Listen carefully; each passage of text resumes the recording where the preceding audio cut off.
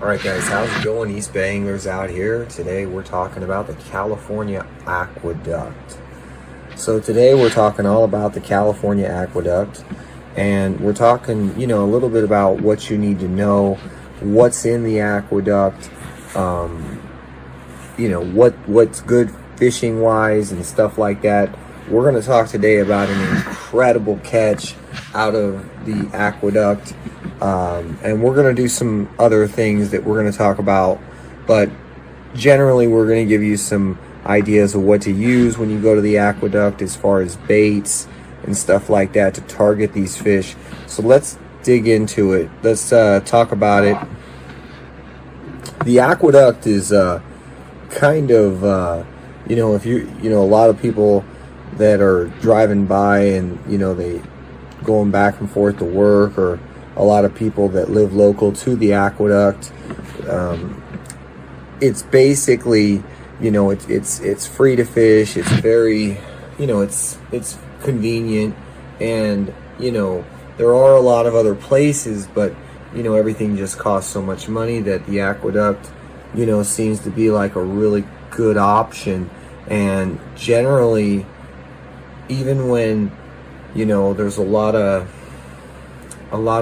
drought going on with the state of California and the entire West Coast, the aqueduct still has quite a bit of water in it all year long. Now, I want to talk really quick about what you could catch out of the aqueduct, what kind of fish are in the aqueduct. The kind of fish that are in the aqueduct are going to be your bluegill. They're going to be your bluegill. They're going to be your sunfish. They're going to be potentially crappie, but probably not as many, if any. And then you're going to have some stripers like you wouldn't believe. We're talking monster stripers. We're talking little stripers.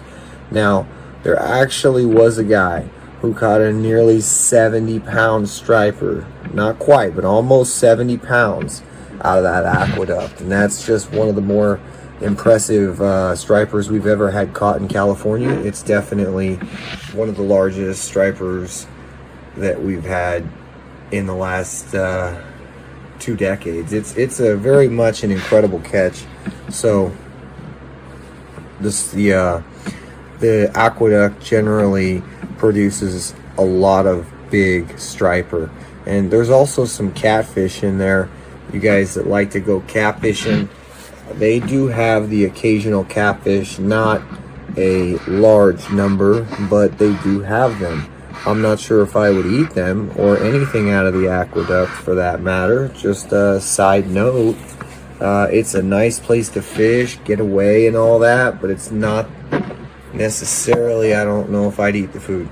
I'd eat the fish. And the next thing we're going to talk about is,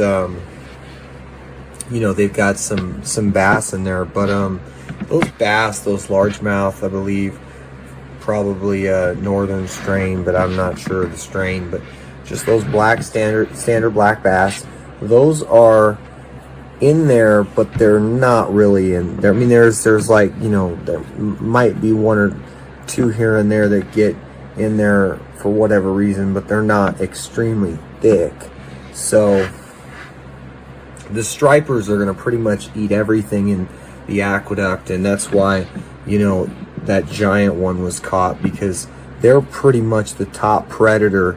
They're the top of the food chain when it comes to that particular body of water, and, that body of water being the aqueduct. And like I said, it stretches for many miles. It's extremely fun, just going out. The only downside, like a little bit of wind, lots of wind actually. What am I saying? I'm kidding. A lot of wind, guys. You're gonna have a lot of wind, so get ready for that.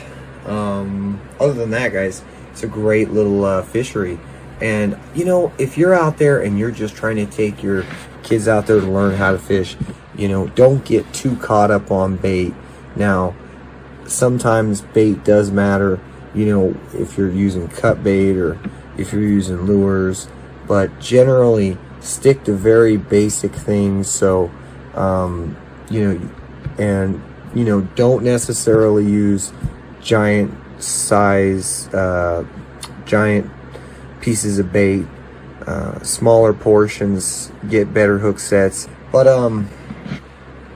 you know, guys, the Aqueduct, like I said, can get really windy, but other than that, everything about it is pretty cool.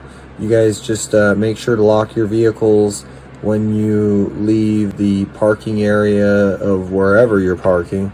There's so many different areas, but just lock your vehicles up, and you know, generally don't have valuables in there obvious that someone might want them.